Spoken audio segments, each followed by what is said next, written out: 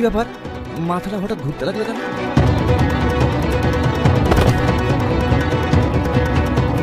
তুমি আমার চেয়ারে বসে কেন? তোমার স্বাস্থ্য মন্দ নয়? সরি স্যার, আমি বুঝতে পারিনি। ঠিক আছে, তোমাকে এবার মতো ক্ষমা করে দিলাম। দ্বিতীয়বার যদি এরকম ভুল হয় তাহলে তোমাকে কাজ থেকে বের করে দেবো। কি ব্যাপার দাঁড়িয়ে আছো যে?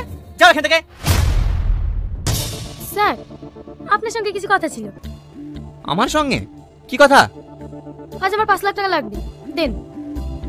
5 লাখ টাকা? 5 লাখ টাকা তোমাকে দিতে যাবো কেন? আমার প্রয়োজন, তাই আপনি দিতে বাধ্য। তোমার সাহস তো কম নয়, আমি টাকা দিতে বাধ্য? বের যাও আমার কেবিন থেকে। স্যার, বাংলায় একটা প্রবাদ আছে জানেন তো? সোজা আঙুলে ঘি না উঠলে আঙুলটা একটু বাঁকাতে হয়।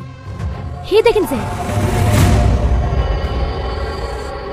বেশি বাড়াবাড়ি করলে না এই